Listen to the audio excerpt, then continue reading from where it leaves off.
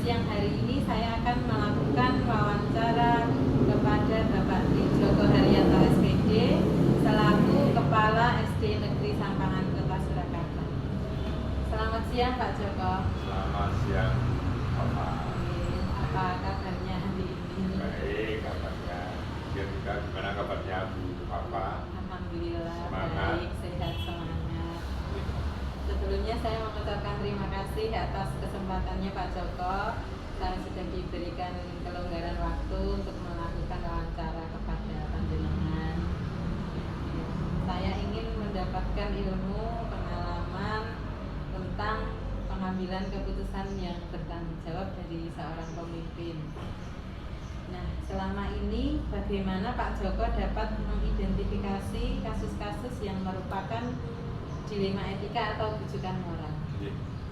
Kasus dilema etika itu kan seperti kita ketahui adalah dua kasus yang menunjukkan kebenaran dan kebenaran ya. Baik semua, tetapi di dalam kaitannya dengan pengelolaan sekolah, pembelajaran harus mengambil yang terbaik. Nah, itulah yang seninya di situ. Lalu kalau rujukan moral ini jelas pemisahnya itu antara benar dan salah, dan tentu kita di pembelajaran, di pengelolaan ini harus mengambil langkah yang benar sehingga rujukan moral tidak terjadi setelah ini. Nah, ada beberapa yang perlu dipertimbangkan dalam dua kasus tersebut. Yang terpenting karena ini etika dan moral, yang terpenting adalah jika tidak bertentangan dengan kasih sayang, jika tidak bertentangan dengan keadilan, kebersamaan, persatuan, toleransi, dan lain itu pasti tidak terjadi kasus yang bukan moral itu. Itu menurut kami identifikasi tentang etika, dilema etika dan rujukan moral.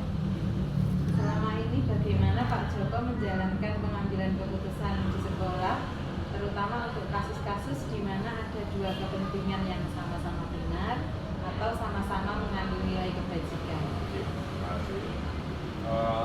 Dalam pengambilan keputusan di kasus dilema etika, yang menjadi pertimbangan kami adalah yang pertama adalah untuk kebersamaan orang banyak. Lalu yang kedua, tentang menjunjung tinggi nilai-nilai, norma-norma, dan aturan-aturan yang ada. Juga diharapkan dari dua hal yang baik itu, menurut saya, itu menimbulkan rasa kepedulian, sehingga penghormatan terhadap teman-teman saling peduli ini akan terjadi di dalam kasus efek dari kasus dilema etika tadi. Berarti misalnya menghadapi kasus dilema etika di mana dihadapkan pada dua pilihan, di mana dua pilihan itu baik semua, langkah-langkah atau prosedur seperti apa yang Pak Joko jalankan untuk menyelesaikannya selama ini? Selama ini yang kami lakukan dua cara ini, dua dilema, maksudnya kasus dilema etika itu kami yang pertama dengan cara preventif ataupun pencegahan atau sosialisasi terus menerus kepada teman-teman, anak-anak, menanamkan kebajikan sehingga dilema etika itu terjadi, dan itu juga baik karena kan semuanya baik ya, tapi kita mengambil yang terbaik. Lalu jika sudah terjadi ya kita diskusikan, kita komunikasikan, kita bahas bersama-sama, nanti kita ambil keputusan yang terbaik.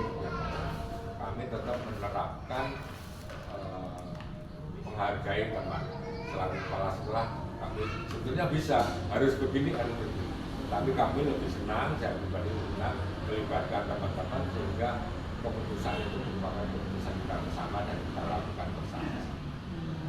Berarti untuk menyelesaikan kasus yang merupakan dilema etika yang ada ini, kalau sudah terjadi lebih memilih untuk diskusi bersama gitu Pak, berarti mendengar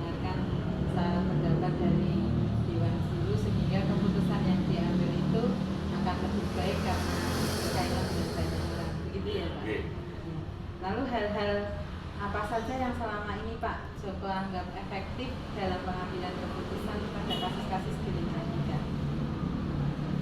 Efektif. Iya. Kami menggunakan komunikasi, ya, komunikasi yang baik dan menjabarkan fakta-fakta. Dari komunikasi dan menjabarkan fakta-fakta, terus kami sampaikan kepada teman-teman yang pasti teman-teman punya saran-saran usulan yang baik yang memperhatikan orang banyak, keputusan itu bisa kita ambil secara tepat. Dua hal itu yang menjadi Hal yang efektif. hal yang efektif bagi kita. Lalu selama ini hal-hal apa yang menjadi tantangan dalam pengambilan keputusan pada kasus-kasus di Lima Etika? Kadang-kadang teman-teman ada yang tidak ingin mengungkapkan rasa ewo-ewo itu kayak ini, dan ya udah manut temannya, ini jadi hambatan kalau menurut saya. Tidak banyak yang menyampaikan saran, ya sebaiknya kalau menurut saya pada waktu penyelesaian kasus begitu semua berpartisipasi. Tapi karena ewo-ewo begitu, aku pekewo harus yang senior, aku pekewo harus yang kan kadang-kadang sehingga tidak bisa terungkap pendapatnya gitu. Lalu kemudian juga kadang-kadang ada yang over juga, kadang-kadang pokoknya menurut pendapatnya dia yang terbaik, lah itu egonya itu yang menjadi hambatan untuk pengambilan keputusan. Berarti tantangannya ada pada ego masing-masing ini. Ya. Apakah Pak Joko memiliki sebuah tata cara atau jadwal tertentu dalam penyelesaian kasus di Lima Etika? Apakah langsung diselesaikan di tempat, memiliki sebuah jadwal untuk menyelesaikannya, bentuk dan prosedurnya seperti apa? Kami penyelesaiannya secara langsung, jadi tidak jadwal yang tertentu hari ini membahas tidak, tetapi untuk kasus di Lima Etika kami sering langsung setelah timbul kasus, kemudian kami mengumpulkan teman-teman, kita bahas bersama dengan komunikasi yang baik, kemudian kita akan bisa menentukan, membuat keputusan yang terbaik bagi kita. Itu sesegera mungkin langsung saja. Jika ada kasus seperti ini. Adakah seseorang atau faktor-faktor yang selama ini mempermudah atau membantu Pak Joko dalam pengambilan keputusan pada kasus di Lima Etika? Ada beberapa teman, hampir semuanya memang sangat peduli terhadap kasus di Lima Etika karena semua demi kebaikan. Teman-teman guru BSI Negeri Sapangan juga termasuk yang peduli sekali di dalam menyelesaikan kasus di Lima Etika ini karena ingin memberikan yang terbaik bagi sekolah. Dari semua hal yang telah disampaikan tadi, pembelajaran apa yang bisa Pak Joko petik dari pengalaman pengambilan keputusan di Lima Etika yang sudah-sudah? Dari kasus di Lima Etika yang terjadi bisa kita ambil pelajaran yang sangat berharga. Jadi yang pertama komunikasi dan saling menghargai. Di dalam penyelesaian kasus, komunikasi yang santun itu akan mempercepat penyelesaian. Saling menghargai, saling peduli juga akan bisa mendengarkan, bisa mengambil makna dari saran-saran yang ada sehingga bisa selekas mungkin efektif untuk mengerucut mengambil keputusan tentang kasus etika ini. Selama ini itu bagi kami sudah merupakan jalan untuk penyelesaian kita.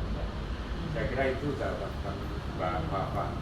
Berarti dalam pengambilan keputusan di Lima Etika itu pelajaran yang bisa dipetik itu yang penting ada komunikasi, saling menghargai dan rasa saling peduli. Iya, betul sekali.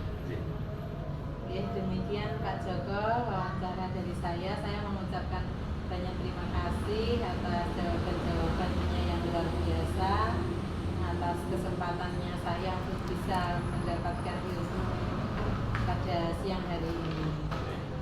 Sama-sama Bapak, terima kasih. Kita saling belajar bersama. Semoga dengan pertemuan ini bisa menyelesaikan beberapa kasus yang terjadi dan penjenengan bisa menyelesaikan tugas-tugas terkait dengan CGD yang ada. Saya berharap penjenengan terus semangat meskipun memerlukan waktu, tenaga, dan pemikiran, tapi kami percaya Bapak bisa melaksanakan ini dengan baik. Ya, sukses. Terima kasih banyak Pak Joko atas segala dukungannya, semangatnya, motivasinya. Insya Allah akan saya laksanakan dengan baik dan mohon maaf jika banyak kekurangannya dari saya. Sama-sama, mohon maaf juga. Sukses terus Bapak. Amin. Terima kasih Pak Joko. Semoga sehat selalu. Amin. Demikian wawancara yang telah kami laksanakan. Semoga wawancara pada siang hari ini bisa memberikan manfaat kepada kita semua. Terima kasih. Wassalamualaikum warahmatullahi wabarakatuh. Salam.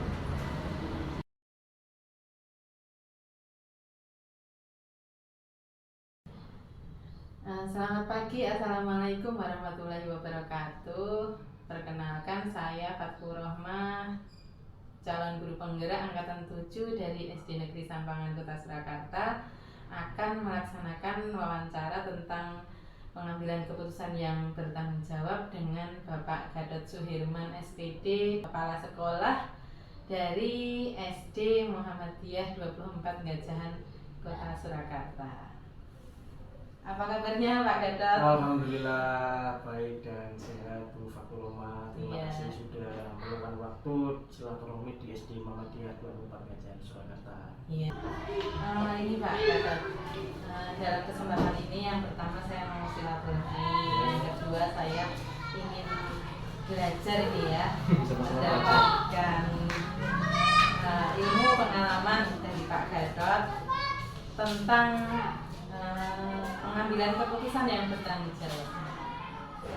Selama ini bagaimana Pak Gatot dapat mengidentifikasi kasus-kasus yang merupakan dilema etika atau bujukan moral? Ya, terima kasih Bu Fakuloma.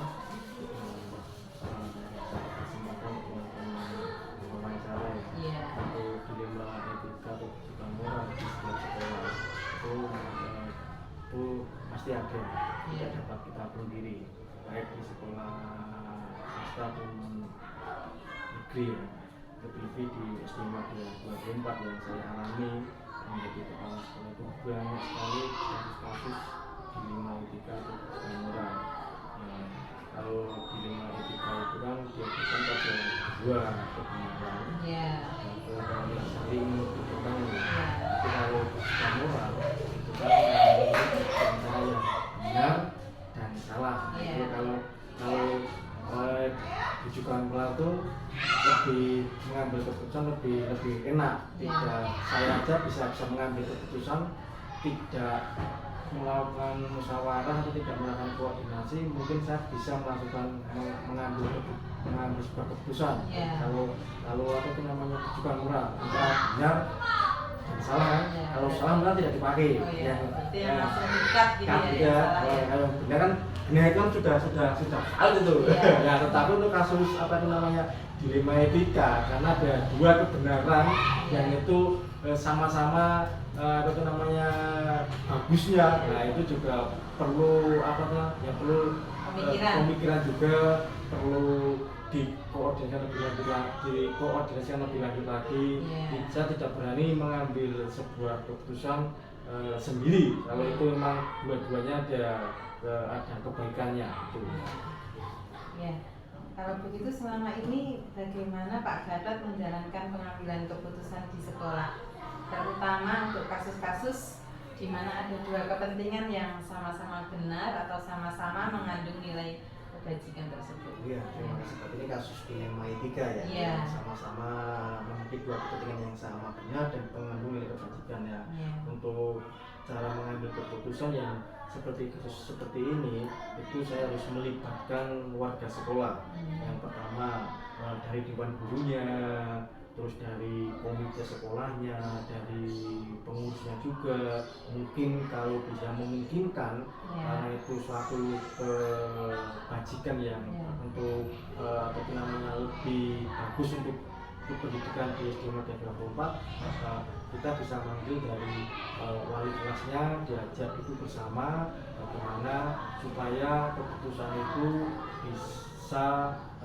bisa diambil salah satu yang dapat meningkatkan prestasi di SD Madya 24. Kalau saya sendiri mengambil keputusan sendiri yang kasus dilema etika ini, saya nggak berani. Kita harus musyawarah dulu, tidak serta-merta langsung sebagai pribadi. Saya nggak berani karena itu berkaitan banyak ya itu. Lalu langkah-langkah atau prosedur seperti apa yang biasanya Pak Gatot lakukan selama ini? Langkah-langkah yang dilema etika ini ya. Nah, untuk prosedur langkah-langkah yang saya lakukan selama ada kasus seperti ini, kita harus mengidentifikasi masalah terlebih dahulu. Jadi tidak semua masalah tidak semua masalah kan. Jadi harus kita cari ada katakanlah di situ ada beberapa masalah. Nah, yang beberapa masalah itu kita cari satu masalah yang perlu ada penekanan khusus. Nah, di situ kita bisa mengidentifikasi masalah. Nanti kalau sudah ketemu masalahnya, nah kita nanti bisa koordinasi lebih lanjut. Misalnya kita bawa ke rapat mingguan, karena kalau di SD 24 itu ada rapat koordinasi itu setiap minggu sekali. Itu harinya sesuai dengan situasi dan kondisi. Nah, itu di situ nanti kita bisa mengungkapkan ini di SD Muhammadiyah 24 itu ada mas seperti ini, terus nanti pembicaraan seperti apa. Nah, kalau ada dua masukan dan itu masukannya itu bagus semua, nah kita cari win-win solusi agar keputusan itu bisa diterima untuk semua kalangan, ya, lebih-lebih siswa, orang tua, sama dewan guru. Hal-hal apa saja yang selama ini Pak Gatot anggap efektif dalam pengambilan keputusan pada kasus-kasus dilema etika yang telah terjadi di SD Muhammadiyah 24? Untuk mungkin langkah apa yang paling efektif untuk dalam pengambilan keputusan pada kasus dilema etika ini, kita harus segera dan tidak ditunda-tunda. Karena kalau kita menunda suatu keputusan untuk suatu masalah, nah itu juga akan merepotkan sekolah juga kan. Kalau ada masalah harus kita eksekusi di hari itu juga kalau bisa. Terus untuk dia menghasilkan musyawarah yang lebih mufakat ya, bisa diterima untuk semua kalangan. Berarti sesegera mungkin. Iya, sesegera mungkin, tidak usah ditunda-tunda, karena kalau ditunda-tunda nanti lupa terus tidak terselesaikan dengan baik ya. Kalau semakin cepat semakin baik gitu. Hal-hal apa saja yang selama ini merupakan tantangan dalam pengambilan keputusan pada kasus dilema etika? Tantangan apa ini ya biasanya ada? Tantangannya kita harus konsisten. Harus konsisten. Mati konsisten itu keputusan A ya kita jalankan A. Jadi kalau ada gangguan-gangguan itu tetap konsisten. Jangan sampai kita mengambil sebuah keputusan A terus nanti di lapangan keputusannya lain B, tidak sesuai dengan apa yang kita dapatkan dulu. Kita harus itu yang menjadi tantangan, seperti harus konsisten itu ya, dari kepala sekolah, dari dewan guru ya harus semua kompak gitu. Harus sinergi. Iya, benar. Harus konsisten dilaksanakan. Kemudian berarti itu ya mengikuti perkembangan juga kasusnya. Jangan sampai kita tidak tahu kasusnya, jangan mandek stagnan di situ harus selesai juga. Sebenarnya kalau dia juga ya banyak sih. Kemarin juga ada kasus tentang contoh ada pembelian gitu ya, pembelian anak sama orang tua terus juga tidak terima, sampai sempat ada yang ada orang tua yang lapor polisi. Iya, tapi setelah saya cek, saya panggil, ternyata itu cuma nyatakan ke orang tuanya. Terus saya daripada terbawa kemana-mana ya saya selesaikan di hari itu juga, di saat itu juga, ya semuanya untuk orang tua. Alhamdulillah nggak ada masalah, anak-anaknya aja cuma kalau hari itu ada permasalahan anak-anak TikTok terus lain Ya, itu sudah senyum. senyum lagi ya. Udah temenan lagi. Itu kan orang tua juga Orang tuanya yang belum ya? orangnya yang belum itu. Iya, banyak kejadian seperti itu ya? Banyak kejadian kalau di Iya. Tarakan. Nah, apakah Pak Gatot memiliki sebuah tata cara atau jadwal tertentu dalam penyelesaian kasus dilema etika? Apakah langsung menyelesaikan di tempat atau memiliki sebuah jadwal untuk menyelesaikannya? Bentuk atau prosedur seperti apa yang Pak Gatot jalankan? Untuk penyelesaiannya itu tidak ada tempat khusus, tidak ada jadwal khusus ya. Kita tergantung situasi dan kondisinya. Oh, Ya. iya. Jadi ya situasi seperti apa, kalau memungkinkan ya kita laksanakan di hari itu juga pengambilan keputusan. Tetapi kalau tidak memungkinkan ya kita cari hari yang lebih efektif yang tidak mengganggu bapak ibu guru untuk kita koordinasi lebih lanjut. Berarti waktunya itu fleksibel saja. Berarti sesuai dengan situasi kondisi masalahnya Ya, berat masalahnya atau tidak ya, gitu ya. kalau berat ya nanti mungkin kita lebih apa ya, lebih Disegerakan. disegerakan gitu. Tapi kalau yang ringan itu ya salah di mungkin cuma beberapa guru yang saya panggil. Tapi yang kalau masalah berat harus dimusyawarahkan terlebih dahulu. Adakah seseorang atau faktor-faktor yang selama ini mempermudah atau membantu Pak Gatot dalam pengambilan keputusan pada kasus dilema etika? Yang jelas kolaborasi sama bapak ibu guru dalam mengambil sebuah keputusan dan musyawarah mufakat itu apa tuh yang apa namanya mempermudah saya untuk mengambil sebuah keputusan. Kolaborasi ya. Karena saya sebagai kepala sekolah muda paling besar harus tanya yang lebih senior dulu, yang senior seperti apa, nanti kita ungkapkan pendapat yang lain dan nanti kita mana yang di antara pendapat itu mana yang lebih baik, itu yang kita pakai itu untuk mempermudah saya untuk mengambil sebuah keputusan. Dari semua hal yang telah disampaikan ini, pembelajaran apa yang bisa Pak Gatot petik dari pengalaman pengambilan keputusan dilema etika? Untuk pembelajaran apa yang dapat dipetik dari apa tuh pengalaman pengambilan keputusan dilema etika itu ada kepuasan tersendiri. Gitu. Ada kepuasan tersendiri ketika keputusan itu dijalankan sesuai dengan rapat koordinasi. Tapi kalau apalagi seperti ini kadang seperti ini itu ada tersendiri, ada kepuasan batin lah. Berarti kalau bisa terselesaikan masalahnya dengan baik, ada kepuasan ya. Tersendiri, kepuasan batin, jadi lega ternyata masalah itu sebenarnya keputusan itu bisa diterima dari semua kalangan itu rasanya itu senang gitu. Keputusan bisa diterima, bisa dijalankan sesuai gitu ya. Itu lebih menikmati, lebih enjoy.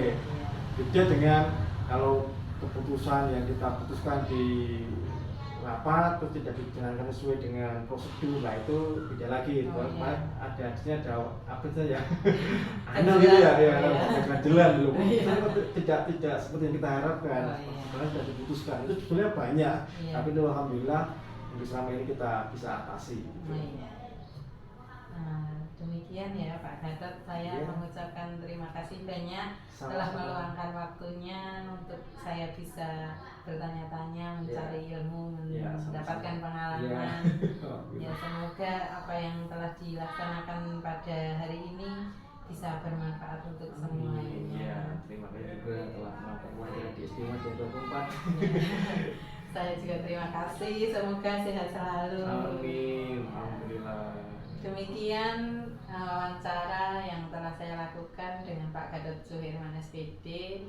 Terima kasih atas perhatiannya. Wassalamualaikum warahmatullahi wabarakatuh.